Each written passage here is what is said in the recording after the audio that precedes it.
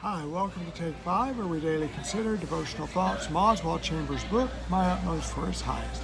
Today is June 27th, and the title of today's devotional is The Overshadowing of God's Personal Deliverance. I am with you to deliver you, says the Lord, Jeremiah 1 and verse 8. Dr. Chambers begins with, God promised Jeremiah that he would deliver him personally. Your life shall be as a prize to you, Jeremiah 39 and verse 18. That is all God promises His children. Wherever God sends us, He will guard our lives. God promises deliverance wherever He sends us, even if at some point it requires being totally from this world.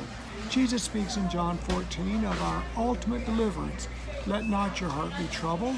Believe in God, believe also in me. In my Father's house are many dwelling places, for I go to prepare a place for you.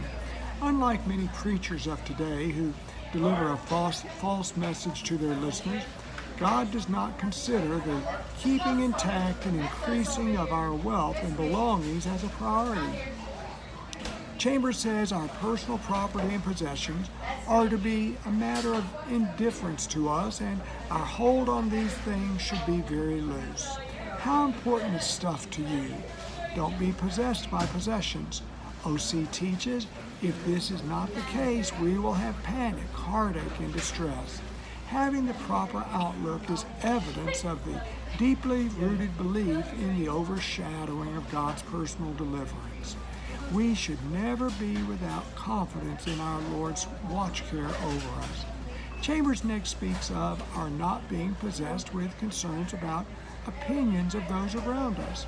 He says the Sermon on the Mount indicates that when we are on a mission for Christ, there's no time to stand up for ourselves. Jesus says, in effect, don't worry about whether or not you are being treated justly. The idea of justly could here be defined as being with respect or equality. Very few understand the spiritual warfare in which we live with the devil hating God's children. Little regard needs to be given as to how you are treated by those outside of Christ, and certainly don't expect to be treated nicely. Jesus said we will be hated and persecuted for being His children, Matthew chapter 5. As Christians, our true identity is as being a royal priesthood, a holy nation, a people of God's own possession. Who are you most wanting to impress, Christ or those who love the Kardashians? If you are a child of God and sold out to Him, why do we work so hard to impress them and be accepted by them? Why even should those who are lost still like you? OC says looking for justice is actually a sign that we have been diverted from our devotion to Him. That's a huge point Chambers makes, for you cannot seek to impress at the same time both God and the world. OC says never look for justice in this world, but never cease to give it. Don't seek respect from others, but always show respect to them. If we look for justice, we will only begin to complain and to indulge ourselves in the discontent of self-pity, as if to say, why should I be treated like this? If we are devoted to Jesus Christ, we have nothing to do with what we encounter, whether it is just or unjust. Reassurance comes from Chambers with this thought. Jesus says, continue steadily on with what I have told you to do, and I will guard your life. If you try to guard it yourself, you remove yourself from my deliverance. This guarding of self, Chambers addresses, is when we seek to impress others, so to fit in with the crowd and not be looked down upon. Chambers closes harshly. Even the most devout among us become atheistic in this regard.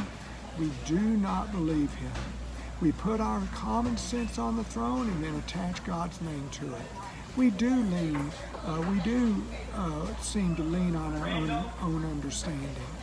We don't seem to believe God on this level, that He is all we need and He can provide all that we need.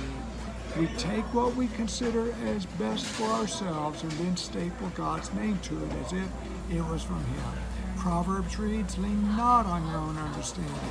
God does not depend on us to depend on ourselves in knowing what is best for us. He can deliver us from worry and concern if we allow Him. If you haven't yet read today's devotional from Dr. Chambers' book, I encourage you to do so. It will enhance the time we spend together. And now may God's grace and peace be ours as we seek to live our utmost for His highest. Thanks for being here. God bless you. We'll see you tomorrow. Have a great day. Bye now.